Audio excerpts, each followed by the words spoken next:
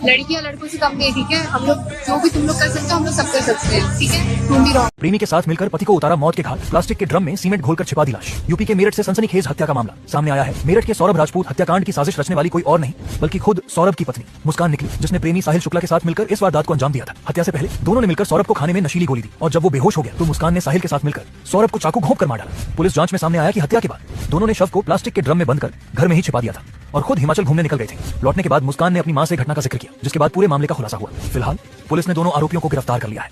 शुक्र है भाई गिरफ्तार हो गई, वरना तो गिरफ्तार भी ना होती, क्योंकि महिला है ये और हमें सिखाया गया है कि इनकी इज्जत करनी है। और कमाल की बात ये देखो, इंसान यार रोटी तो खाएगा ही, वो रोटी में ही मिला दिया अपना छुट्टी।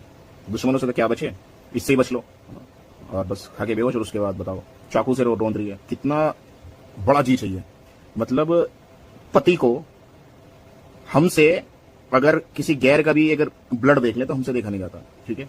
मेरे रास्ते में आते हुए अगर कभी किसी को कोई एक्सीडेंट मुझे दिखाई दे जाता कि किसी को जरा सी खरोंच भी आ रही है, उसको ब्लीडिंग हो रही है, तो मैं अपनी क्लास पे नहीं जा पाता, ठीक है। मैं पहले उसको हॉस्पिटल में लेकर जाता हूँ। मतलब मुझसे उसकी ब्लड की एक बूंद बहती हुई नहीं देखी जाती किसी भी इंसान की। और ये बंदी उसकी पत्नी होते हुए, जिसके साथ उसने फेरे लिए हैं, 7 वचन लिए हैं, जिसके साथ उसने जिंदगी निभाने का वादा किया है और जिसके साथ उसने सारी रस्मों रिवाजों को निभाया, जिसके साथ उसने इतना सारा टाइम स्पेंड किया है, उसको बेहोश करके वो चाकू से रोंद रही है महिला।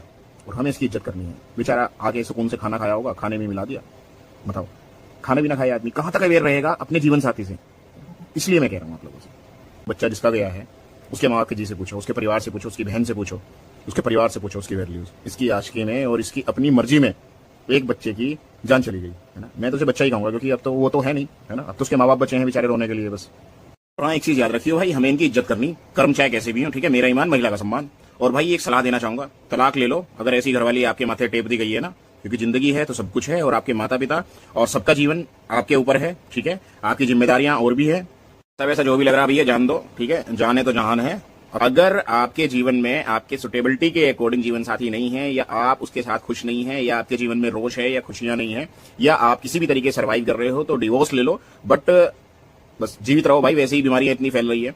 और बाकी खुशनसीब हैं वो लोग सारे के सारे, जिनके जीवन में एक अच्छा जीवन साथी है, जिनके जीवन में माता पिता का स्नेह है, जिनके जीवन में बच्चों का स्नेह है, जिनके जीवन में जीवन साथी का स्नेह है और प्यार बना रहे सबका। मैं तो यही कहूंगा। बट अगर आपके जीवन में कोई ऐसा जीवन साथी है तो उससे बेटर है कि आप डाइवोर्स ले लो, तो ज्यादा बेटर है। बस मेरा